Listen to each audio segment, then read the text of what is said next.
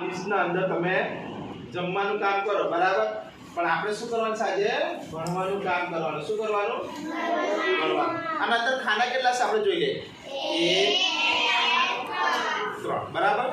હવે આ ખાનાના અંદર આપણે આજે સંખ્યા 100 સુધીની સંખ્યા કેવી રીતના બને, આપણે કેવી રીતના ભણી શકાય જમવાના અંદરથી, ડિશના અંદરથી, એ આપણે જોઈશું બરાબર. મેં અંદર લખીને મૂકીશું. જોયું? એકમ 100 બરાબર દેખાય. એકમ દશકના અંદર જોવા કેટલા જીરો મૂકેલા છે? 1 અને 100 ના અંદર 2. આપણે જમતા હોય જમવાની સાથે સાથે આવું રમત રમતા રમતા પણ ભણી શકીએ બરાબર. જો એકમ ના અંદર કેટલા પથ્થર મૂકું જોજો? 1 2 બરાબર. દશક ના અંદર કેટલા પથ્થર મૂકું? 1 અને 100 ના અંદર કેટલા પથ્થર મૂકું? 9 1 2 બરાબર. એકમમાં 2 તો આપણે લખીશું 2. દશક ના અંદર કેટલા પથ્થર મૂક્યા? 1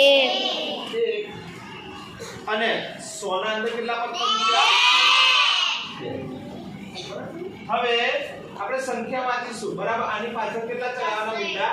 2 બરાબર. આની પાછળ 1 તો 200 10 ને 2 12 એટલે એકડ બગડ 12 એકડ બગડ 12 બરાબર. આને 10 10 નો અંદર 2 ઉમેરે 10 પછી 11 12 થયા બરાબર. એવી રીતે આપણે બીજી એક સંખ્યા લઈશું બરાબર. એકમમાં મૂકું મેં 1 2 ને 3 પથ્થર. દશકમાં મૂક્યા 1 2 અને 100 ના અંદર મૂક્યા 1 2 3 4 બરાબર. હવે મને લખાવજો એકમમાં કેટલા મૂકેલા છે પથ્થર? 3. દશકમાં કેટલા મૂકેલા છે? 2 અને 100 ના અંદર કેટલા પથ્થર મૂકેલા છે? 4.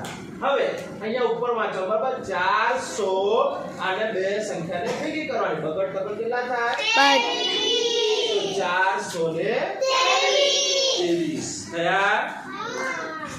હવે આ ડિશના અંદર 4 ખાના હોય તો આપણે કેટલી સંખ્યા શીખીશું? 1000. કેટલા સુધી? 1000. એકમ દશક 100 અને બાજુમાં હોય તો 1000. તો આપણને 10,000 સુધી સંખ્યા આમાંથી શીખાય કે ના શીખાય? શીખી જવાય ને. 100 સુધી તો આપણે આવી ડિશમાંથી રમતા રમતા શીખી લે, પણ 4 ખાના હોય તો 1000 10,000 5,000 3,000 સુધી સંખ્યા આપણે આમાં રમતા રમતા ખાતા ખાતા આપણે શીખીએ.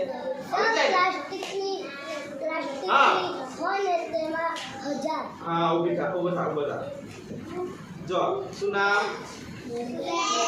મોહમ્મદ સુલેન. જો એ શું કહે છે ખબર કે તમે લગનમાં જાઓ ને બરાબર, તો ત્યાં ડીશ હોય પ્લાસ્ટિકની, હે ને? દેખે ને કે આ લોકો કે કઈ ડીશમાં આવો ખાના તું જોયા? કઈ ડીશમાં જોયા? પ્લાસ્ટિકની ડીશમાં હોય. જોયા તમે?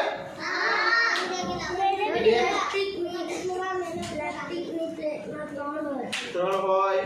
અમુક ને થર્મોકોલની ડીશ એના અંદર 4 હોય ને? અમુકમાં વધારે પણ હોય બરાબર. તો એવી વસ્તુ જે છે એમાંથી આપણે ભણવાનું પણ મળે, ખાવાનું પણ મળે અને રમવાનું પણ મળે બરાબર. ચલો તો આપણે આ ડીશ કોની છે? હા બરાબર. એના ડીશમાંથી આજે આપણે આવી ડીશ જોઈ અને આપણે એમાંથી ભણવાનું શીખી ગયા બરાબર ને? હા ચલો સરસ.